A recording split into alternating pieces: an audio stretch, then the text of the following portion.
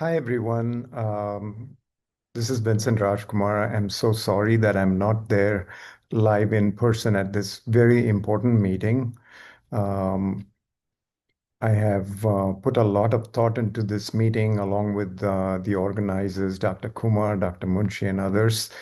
And part of this talk will be on some of the old Mayo data that I think is important to the discussion, as well as my thoughts on the topic itself, since I'm not there in person.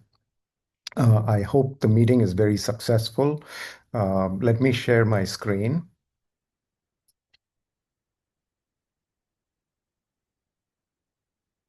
I hope you can see the screen clearly now. No significant conflicts to disclose. So, this is an old slide. It was done by Dr. Kumar about 10 years ago. And at that time, it was very clear when you follow patients with multiple myeloma long term, over 20 years period, there is no plateau in the survival curves. This you can see with the overall survival as shown here, but you can also see it very clearly with the progression-free survival as well. Uh, the question is now we've made significant progress since immunotherapy options have become available, and we are now in a good point in time to ask the question, can we cure myeloma? Even though in the past we have generally felt that multiple myeloma was not a curable disease. And before even getting started, I think it's worthwhile examining why, unlike, say, acute leukemia or non-Hodgkin's diffuse large B-cell lymphoma or Hodgkin's disease, we have not been able to truly cure myeloma. And one reason might be that it has been an inherently difficult disease to cure.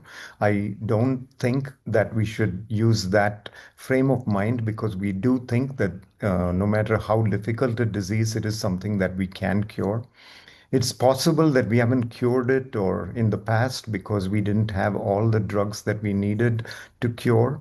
And thirdly, even if we had all the drugs, we weren't using it in an optimized format to actually deliver a cure. Or maybe we were starting treatment when it's already too late, when the disease is already advanced because of the way we define multiple myeloma. Unlike other cancers, we are waiting until end organ damage. Or maybe myeloma is multiple diseases. I mean, we are calling it myeloma, but maybe there is a diffuse large cell B cell lymphoma-like variant. There is a follicular lymphoma-like variant. There is a CLL-like lymphoma variant. So that we are pooling diseases together, and maybe that's why we are not able to say that we are curing it. Maybe one particular type of myeloma is curable, and we don't know that because we haven't examined it in that way. So, keeping these basic concepts in mind in terms of why myeloma has been a difficult disease to cure, let's get started. And I think it's really important to recognize what is cure. In most medical conditions, cure has a very simple definition and is something that is consistent, and we need to keep it consistent no matter what disease we are talking about. It really cure means that you are able to give effective therapy that completely eradicates the condition, and you are able to stop the therapy, finite duration of therapy. There's no evidence of disease by the best available tools. And then when you stop the therapy, years go by and a subset of patients never ever relapse. This is how traditionally cure has been defined, whether it's pneumonia or diffuse large B-cell lymphoma or ALL or Hodgkin's disease. And it'll be great if a cure is possible by a very short duration of therapy, shorter the better. It'll be great if the cure can be achieved with a low treatment-related mortality. The lower the treatment-related mortality, the better. It'll be great if we can accomplish cure with low side effects. And it'll be nice if the overall survival of the cured population matches that of the age-matched general population, which means that we are delivering therapy without too much, say, long-term risks like second cancers or significant mortality from graft versus host disease or something else which lowers the survival, even if you've cured the disease. patients have a higher risk of dying of something else. So it'll be cure is one thing, and then it'll be nice to accomplish cure with the lowest possible side effects, with the shortest duration of therapy, and be able to give an overall survival without compromising, with other second side effects. In oncology, the two main things to consider is when we deal with this as a physician treating a patient, we have one question. You have a particular patient who, let's say, has had 20 years of remission without any therapy. When can you actually say a patient has been cured? Which is quite different than saying whether a disease itself is curable. We are very confident if a patient has diffuse large B-cell lymphoma that we are dealing with a curable disease because we know that a certain subset of patients will be cured after, say, 6 months of R-CHOP or 6 months of R-CHOP plus a transplant or CAR-T. We know that. We don't have a doubt whether testicular cancer is curable or not. We don't have a doubt whether Hodgkin's is curable or not because we are sure that if you stop therapy and a certain proportion, usually a large number of patients, will never ever relapse. So when we say a patient is cured for clinical practice, is different than when we say a disease itself is a curable disease versus potentially not curable. The definition of cure in both circumstances is the same, but the metrics, the level and type of evidence we need to have to address these two questions is different. If you take acute lymphoblastic leukemia in this slide, this is from the New England Journal from 2006. Two things really strike me. One is that the ALL was always curable. If you look at 1962 to 66, 10% of patients with ALL were cured even in that time. By 1967 to 79, 40% of children with ALL were cured. It was always a curable disease for like 70 years, and then the proportion of patients who are cured keeps increasing as we improve our treatment.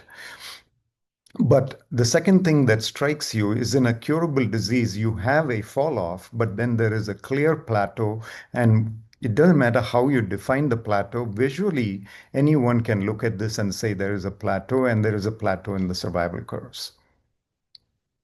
If you take acute promyelocytic leukemia, same thing here. You see in three different age groups, 35 to 54, less than 35, and 54 and above. There's no question there is a plateau in the survival curves.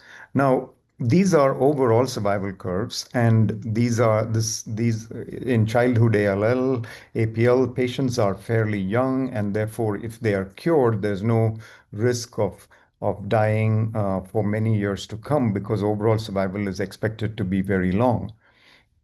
But in cancers affecting older patients, both overall survival and progression-free survival may not plateau because there will be continuous deaths that occur due to other causes. So you don't expect the overall survival to plateau. You don't expect the progression-free survival to plateau. And so when we want to look at are we curing myeloma or not, we need to really look at endpoints where deaths due to other causes are not counted as events. That will be looking at disease-free survival, looking at time to progression or relapse, where deaths due to other causes are censored, or disease-specific survival, counting only deaths that occur due to the cancer itself, so that you eliminate any problems that arise because we are dealing with a cancer in an older patient population. Now, in 2018, we had the idea that because progression-free survival is hard to capture outside of a clinical trial, you don't know when patients start and stop therapy, particularly in referral centers. What we thought was we should look at patients less than 50 years of age. It was not because we thought you can cure people less than 50 years of age more than, say, older patients, but we thought that if a disease was actually curable, then the overall survival curve itself is a surrogate for disease-free survival and time to progression because once patients are cured, a 50-year-old will not be expected to die in the next 20, 30 years. Population curves are very, very flat. And you can see that here. We took about 200 patients with curable diseases like Hodgkin's disease and diffuse large B-cell lymphoma. And we also look at myeloma and follicular lymphoma. If you see here, diffuse large B-cell lymphoma, the upper curve is what is the survival that is expected in the general population of people who are less than 50 years of age. In diffuse large B-cell lymphoma, you can see that we lose a subset of patients to the lymphoma. But 3 years go by and you finished your treatment, a certain number of patients are cured. And once they are cured, there is no further reduction in overall survival, and there is a clear plateau. Same thing with Hodgkin's disease. The disease is curable in a large proportion of patients, and you can see that the overall survival curve may have dropped slightly in the beginning, but after that, it is completely flat. And there is no question that we are dealing here with curable diseases. You see this picture, and you know it's a curable disease. On the other hand, multiple myeloma, the survival curve looks like this. In patients less than 50 years of age, there is a continuous drop off over the next 10, 12 years, whereas this is the expected survival of patients who are less than 50 years of age in the general population. So this does not look to me like a curable disease curve, at least in 2018. Now you look at progression-free survival, that is something that because patients relapse, then they're restarted on therapy, relapse, then they're restarted on therapy. Overall survival may overestimate how well you're doing.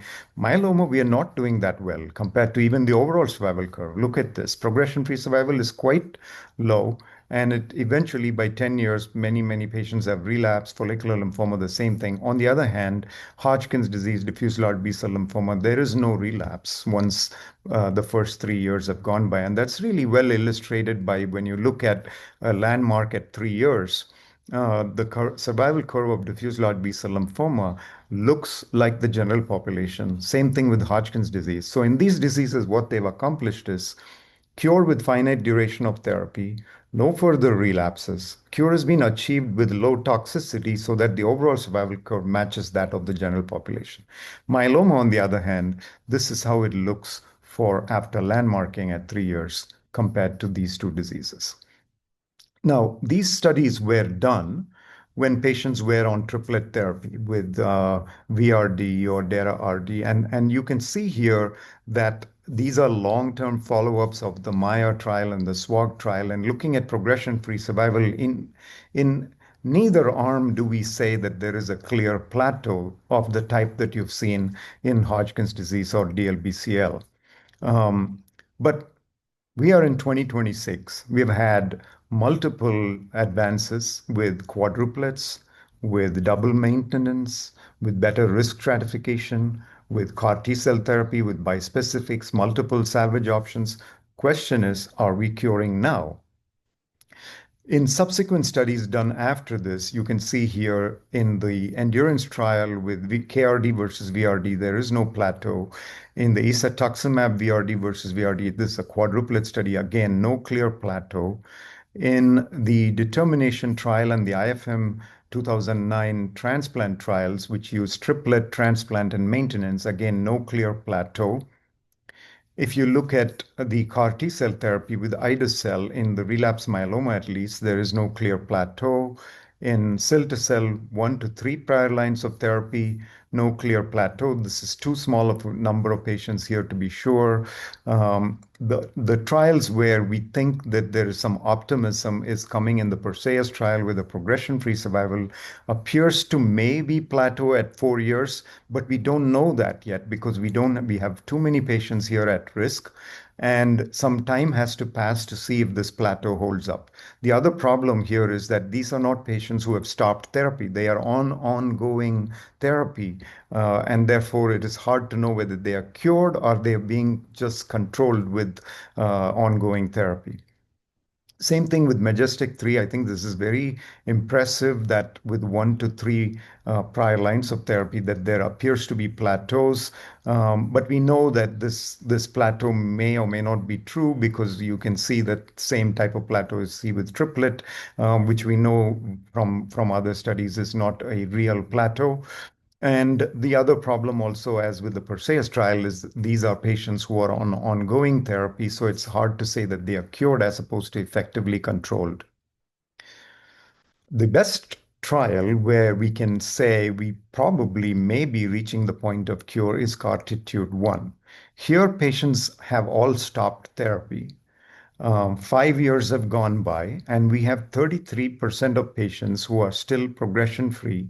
There's elements of a plateau that is starting to show up. And I think this is probably the first trial we are reaching a situation where we may say, hey, maybe we are curing patients even in relapse disease. And perhaps if you use this earlier on, this might be a higher plateau and maybe a more prolonged plateau that we can be more confident of this. And I think this is good. There's still more follow-up that's required for us to be confident. We don't have MRD negative data to be sure that all these patients don't have negative disease. Those who had the test done are negative, but not all of them have had it. So some work needs to be done, but highly promising. The type of evidence we need from Cartitude 1 or Cartitude 1 like studies to say that we stop therapy and still cure is to see what we are seeing in lymphoma. This is the same thing, diffuse large B cell lymphoma, CAR T cell therapy in patients who have failed R-CHOP and compared to standard of care, which is transplant, you can see here there is a plateau. The, we are at this point in Cartitude 1. What we need is multiple 4 or 5 years of a flat line to be sure that the patients are actually cured and no further relapses are occurring of therapy. I just want us to be careful that whatever definition we use, if that definition is not strict, if that definition is not the truth, we will be called out within a few years by publications which show that patients we defined as cured are continuing to relapse, and so that the cure definition itself falls flat. In diseases where we look at what happens to patients who have been called cured, say relapse after disease free, I think the proposed definition for our myeloma is disease free after stopping therapy, disease free 5 years later. And what happens then? If you take cancers like testicular cancer, AML, Hodgkin's disease, DLBCL, and ALL, I've given you the risk of relapse for a very long time, almost the lifetime. If you've cured the patient and if you've treated testicular cancer and there is no relapse and there is no evidence of disease at 5 years. From that time point onwards, the probability of relapse is less than 3%. In AML is like 1%. In Hodgkin's disease is less than 5%, and DLBCL less than 5%, ALL less than 5%. If in myeloma, whatever definition we use, if there is relapses occurring every year, 2 to 3%, then that number is going to be 15, 20% relapses in 5 years, in the following 5 years, and that won't be consistent with other diseases we are calling curable. So we have to keep that in mind, and these are the benchmarks that potentially we can hope to achieve so that whatever we define stands the test of time. Now, there is always uh, a concern that because myeloma is a different disease, maybe we should have a different definition for cure. Maybe ongoing therapy is okay, and we can call it functional cure. Maybe if some relapses are okay, and we can still call it cure even if the curve keeps coming down. I think we should refrain from that. At least personally, that's what I feel. I think we should not change the goalposts compared to other cancers, which we are called curable, because ultimately we have to look the patient in the eye and be able to say, I will give you treatment for 6 months, 1 year, 2 years, whatever it is, I will stop the therapy. And there's at least a certain probability that this will never ever come back, and have evidence to back it up that that's the case. And keeping that in mind, I don't think we should also be disappointed or think that only cure is the metric of success. If we can give patients with multiple myeloma normal lifespan, um, while on, say, maintenance therapy or some mild treatment here and there, and if we can get progression-free survivals of 5, 6 years with each line of therapy, and they can live out a normal life, um, that's that's success as well, and that can be as good a success as cure. And therefore we should not feel compelled to redefine what cure means, to widen the goalposts, but we should be happy that we are able to give patients with multiple myeloma something like CML or hypertension or something. Instead of calling it cure, we can still call it what it is, which is effective disease control with low toxicity, normal lifespan, which can be just as good as a cure. And the progress so far it reflects this incredible success of myeloma therapies. And even if we set the definition of cure as a very high bar, like other cancers, it doesn't mean we haven't met the type of success that we need to feel proud, to be happy for our patients, and keep working towards the cure while being happy with what we have accomplished. And even if it takes ongoing therapy, that's good enough for us while we work towards the cure. So I'll close with this, and I hope you have a great meeting, and I hope this was stimulating for you to discuss. Thank you.